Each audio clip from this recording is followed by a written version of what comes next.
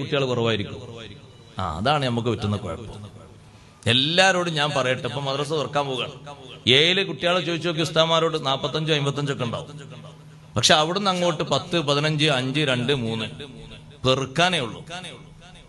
നമ്മളെ കുട്ടികൾക്ക് അത്യാവശ്യം ഒരു ബോധെത്തുന്ന സമയത്ത് നമ്മൾ അത് നിർത്തി, അത് കരിച്ചു, ഇനി മതി, മരവിപ്പിച്ചു. പിന്നെ ഈ കുട്ടികൾ എവിടുന്ന് പഠിക്കും? ബാക്കിയൊക്കെ ആൺകുട്ടികൾ കച്ചവടം, ബാക്കിയുള്ള മേഖലകളൊക്കെ പഠിക്കണം. അതിന് 9 10 പഠിക്കണം. ഇനി അങ്ങനെ പറഞ്ഞയക്കുന്നവർ തന്നെ പറഞ്ഞയച്ചാൽ അങ്ങനെ പറഞ്ഞയക്കും. 5 വരും, 25 പോകും. 20 മിനിറ്റ് ഒന്ന് ഒപ്പിടാൻ വേണ്ടി വരികയാണ്. അതുകൊണ്ടൊന്നും ഒരു കാര്യമില്ല കേട്ടോ. ഞാൻ തുറന്നു പറയാം, നിങ്ങൾക്ക് ഇഷ്ടായാലും വേണ്ടി ഇഷ്ടായാലും വേണ്ടില്ല, എനിക്ക് കുഴപ്പമൊന്നുമില്ല. എന്റെ പൊതുവെ നിലപാട് അങ്ങനെയാണ്. അതുകൊണ്ടൊന്നും ഒരു കാര്യമില്ല. പഠിപ്പിക്കേണ്ട ഘട്ടത്തിൽ ആ 1 മണിക്കൂറെങ്കിലും ഒന്ന് പറഞ്ഞയപ്പിച്ച് മട്ടത്തിൽ പഠിപ്പിച്ചില്ലെങ്കിൽ പിന്നെ നിങ്ങൾ ദ്വാരക്കാൻ എഴുത്തുന്നിട്ടൊന്നും കാര്യമുണ്ടല്ലോ. കുട്ടിന്റെ വൈക്ക് പോകും. അതിലൊന്നും ഒരു കാര്യം ഉണ്ടാവൂല. നല്ലോണം പഠിപ്പിക്കണം, ദീന് പഠിപ്പിക്കണം. വലിയ വലിയ ഖലീഫമാരൊക്കെ മക്കൾക്ക് ദീന് പഠിപ്പിച്ച് കേട്ടില്ലേ നിങ്ങൾ? ഉമർ ബിൻ അബ്ദുൽ അസീസ് റളിയല്ലാഹു അൻഹു അവരെ മക്കൾക്ക് ഭരണാണ് കയ്യിലുള്ളത്, എല്ലാം ഉണ്ട്.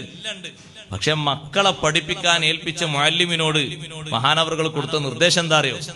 ഖലീഫന്റെ മക്കളാണെന്ന് കരുതിച്ച് അഡ്ജസ്റ്റ്മെന്റ് ഉണ്ടാകരുത്, കർശനായി പഠിപ്പിക്കണം.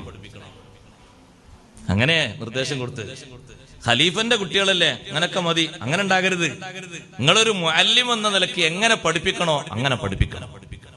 അതിൽ വിട്ടുവീഴ്ച ഒന്നും ചെയ്യരുത്. എല്ലാ വെള്ളിയാഴ്ചയും കുട്ടികളെ വിളിച്ച് ഖുർആൻ ഓതിപ്പിച്ചിട്ട് ശരിയായിട്ടുണ്ടോ എന്ന് പരിശോധിക്കുന്ന ഖലീഫയായിരുന്നു ഉമർ ബിൻ അബ്ദുൽ അസീസ് റളിയല്ലാഹു അൻഹു. നമുക്ക് മാതൃകയാണത്. നേരെല്ലാവർക്കും സമയമല്ല കുട്ടികളെ നോക്കാനും പരിപാലിക്കാനും ഓദിക്കാനും ഓത്ത് ശരിയാകും ഉസ്താമാരോട് ചോദിക്കാനും ഒന്നിനും നേരല്ല. അതങ്ങനെ സർട്ടിഫിക്കറ്റ് കിട്ടി അങ്ങനെ വലുതായിക്കൊണ്ടാണ് പോയിക്കോളും. ദയവ് ചെയ്ത് ഞാൻ പറയട്ടെ, 7 മുതൽ അങ്ങോട്ടുള്ളതാണ് പ്രധാനപ്പെട്ട ക്ലാസ്സുകൾ.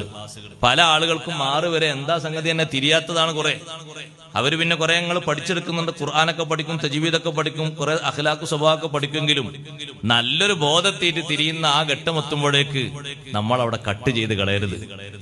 തീർത്തും ഉള്ള സമയം 1 മണിക്കൂർ, അതല്ലേ ബാക്കിയുള്ളത് ക്ലാസ്സുകൾക്കുള്ളൂ. അതന്നെ ഉണ്ടോന്ന് സംശയമാണ്.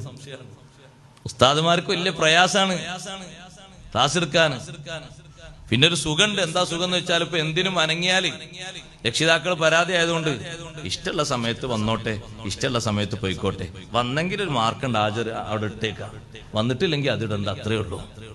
അതുകൊണ്ട് നമുക്ക് കാര്യമില്ല കേട്ടോ. വരിശെങ്കിൽ ഇങ്ങനെ 100 150 200 കൊടുത്തോന്നും കാര്യമില്ല.